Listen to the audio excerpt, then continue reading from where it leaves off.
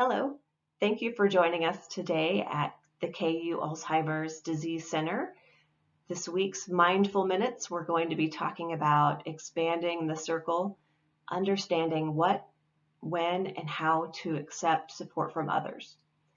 So before we dive into expanding that circle of support, just a question or a few questions to think through if you haven't already.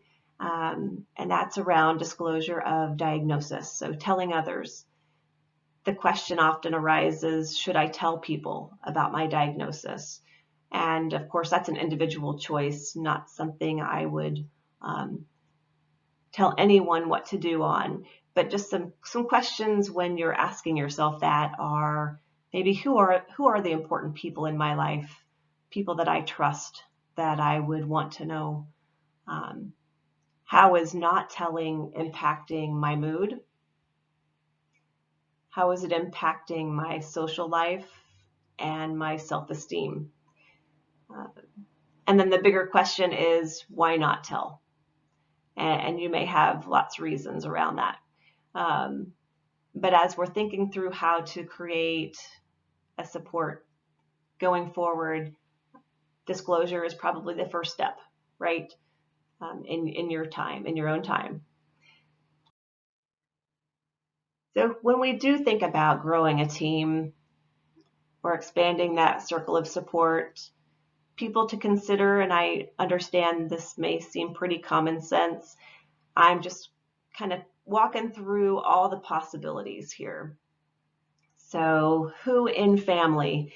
And I know you may not have someone in all these categories, or you may have someone in one category. The important piece is to just start thinking through who you would want to be there to help when you need it. So it could be family members, and family is a broad definition. So that could be not necessarily your family of origin or your extended family. That could be a broader definition, which could include friends. It could be neighbors. It could be faith community, social connections, health providers, your employer, coworkers, others. I mean, that could be people out in the community. Each of us kind of has our own unique connections in the community. So it's just kind of thinking through who you might consider sharing the diagnosis with and who you would want to be on your team, essentially, to partner. So one way that we expand the circle of support is really thinking through certain areas of planning in life before they're needed. So that could include legal. And when I talk about legal, when I have conversations with folks who are new to a diagnosis and family members, one of the first issues we talk about or tackle is the legal piece, something all of us should be doing. And that is, do I have someone to act on my behalf or at some point when I'm not able to? And so that's establishing durable power of attorney for healthcare and finances. Moving into the financial realm, that could be, meeting with, so the legal and financial going together, could be meeting with an elder law attorney to talk about trust, establishing a trust. What are your resources? Getting a good eyeballing those resources and planning for down the road. What help might I need? How do I pay for that? And then medical. So making sure you have good doctors on your team that you trust, that you can be open with. So that's what I mean by kind of planning before needed. All of those pieces that will help you develop that circle of support. So then I ask the question of you, how can you help your family and how can you help others? And so one of the first steps would be, we talk about this notion of team support, this team, this partnership. So working together to understand when to support and when to not. I often will work with families and regularly hear from spouses that their loved ones are overstepping. They're bossing them around. They are encroaching on household duties that have always been their responsibility. And I think that spouse obviously is trying to help, trying to be helpful. But so having that open communication is just vital. How specifically can your loved ones help? But also a mentoring. So we know at some point there will need to be assistance with perhaps finances. And so you taking on that role of mentoring your loved ones, going through the checkbook, going through accounts, talking about pensions, those types of things, talking through giving me a chance to come up with the word in conversation. Don't supply it. That's what I mean when I say working together to understand when to support and when to not. Open communication. I have healthcare professionals. I think we have to be really honest when we're going in for visits and checkups to share the diagnosis, but also to really talk through how it's impacting so that you can get the best treatment possible. Staying connected, and that means to the people that are important in your life, to your community, to the things that bring value and purpose to every day. That's how you can help your family and others, is staying connected and not withdrawing, not avoiding, denying. Additionally, you can help family and others by clarifying wishes in the long run. And what I mean by that is who will help when needed. And that could be, come the day that I am having trouble navigating driving, things are looking unfamiliar. Who's going to help me? Who's going to help figure out a game plan with me so that I can still be out and about, be active in my community, be working, volunteering, doing all the things that I love when I may not be the safest driver. So clarifying wishes around what do I want? Who do I want to help me come the time that I need help with personal care? Would that be family? Would that be hired help? So those are the things that when I say clarifying wishes in the long run, making your voice heard in all areas of life right now, so there's not a question later. And so everyone knows where you stand on your wishes. Being part of support groups. That's how you can help yourself, but also your family and others. Being a part of support groups where you learn and talk through how you're coping, how you're adapting, adjusting to a diagnosis, how you're living life successfully, and that can support others. So you can help others that way by sharing how you're approaching how you're approaching adversity, how you overcome adversity, but also living a good life in the midst of a dementia diagnosis. It could be through self-advocacy, and that can look different. It could be serving we have an experience league where the folks in the early stages or who have mild cognitive impairment speak with community groups about living with a diagnosis. It could be promoting education around living life in early stage. It could be pairing up with KU Med Center. We've had a pairs program where we partner first-year medical students with individuals in the early stages so that you can mentor medical students on life, excuse me, in the midst of diagnosis and what that looks like.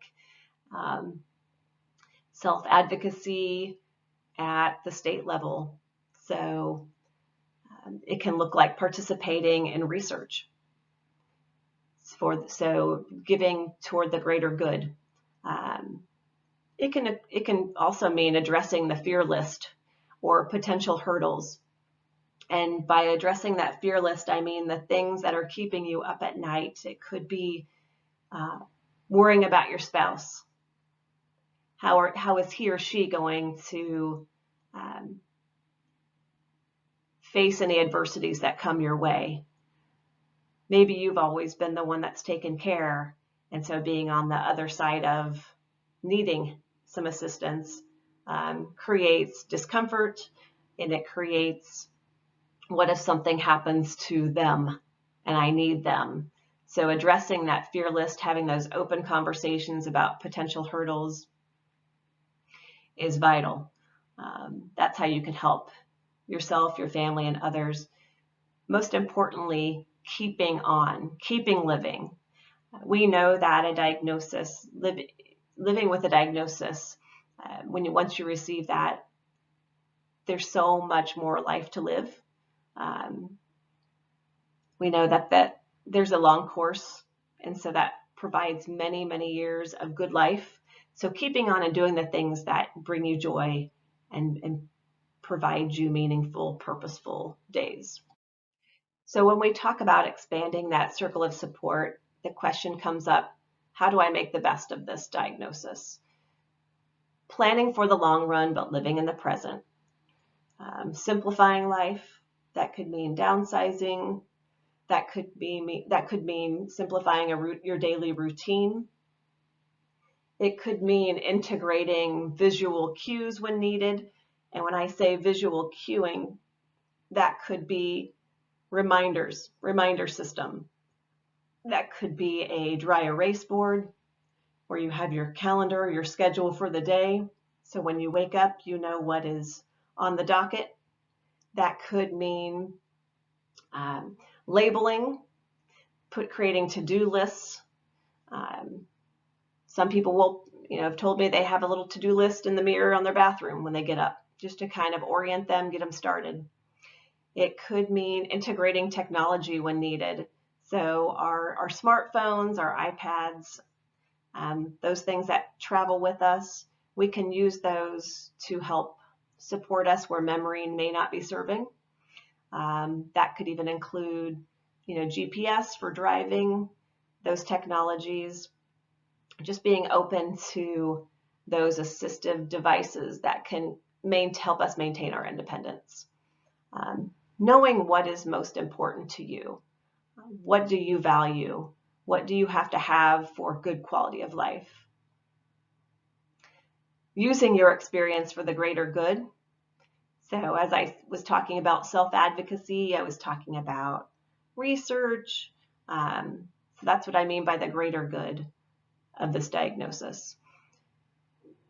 Putting Alzheimer's disease and dementia in context, it's not all that defines you. It's one thing that defines you, but not the whole sum.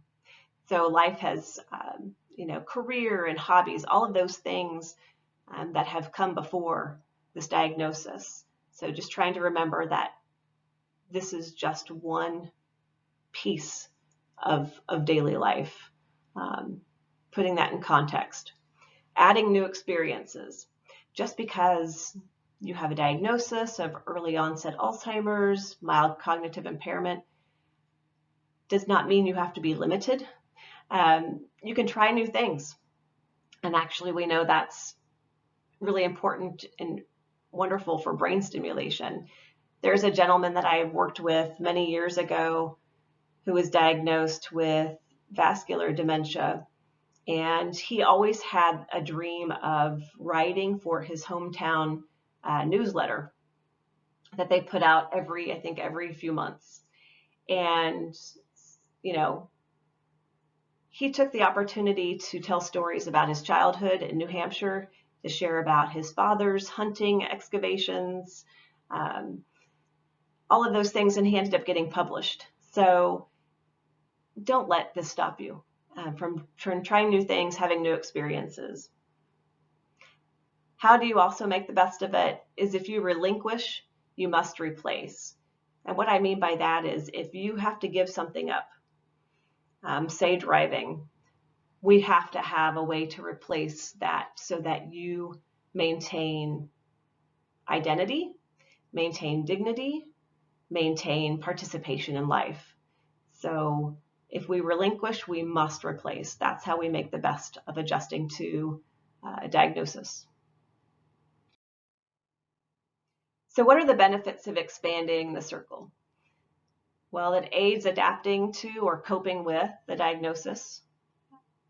We know that there are empowerment opportunities, such as the self-advocacy, participation in research studies, sharing your experiences with others, educating them. Those are empowering opportunities. Quality of life, making choices known regarding your future's planning. That lends itself to having more personal control and independence. It also helps reduce stress for care partners and other people in your life. When we expand or allow people in, it reduces this feeling of helplessness or hopelessness, as well as anxiety and depression that can accompany those feelings. And overall, it can just expand well-being and satisfaction with life when we allow other people in. So some of the resources that we have, I wanted to share, at least at KU Alzheimer's Disease Center, we've got the Cognitive Care Network, which is a group of social workers and nurses that are there to provide supports for you and family. We have the Experience League, I had mentioned, a group of people with mild cognitive impairment, early stage Alzheimer's, who can go out and speak with community groups about living life with the diagnosis. We have early stage support groups that you are welcome to participate in with peers and talk about your experiences living day to day, how you're coping. And then the PAIRS program I had mentioned with KU Medical Center, where we pair first-year medical students with someone in the early stages of a dementia, and you serve as a mentor to those medical students.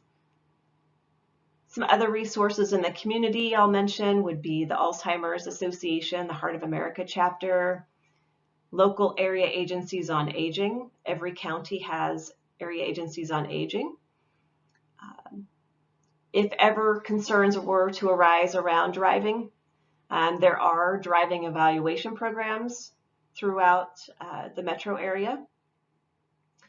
And then also transportation services. There are a lot of good community transportation options in Jackson, Johnson counties, and other neighboring counties as well. So just wanted to share some of those resources with you. And please feel free if you have questions, if you want more information, happy to talk with you about that. There's how you can reach me. And thanks for joining today, and we look forward to seeing you next week. Thank you.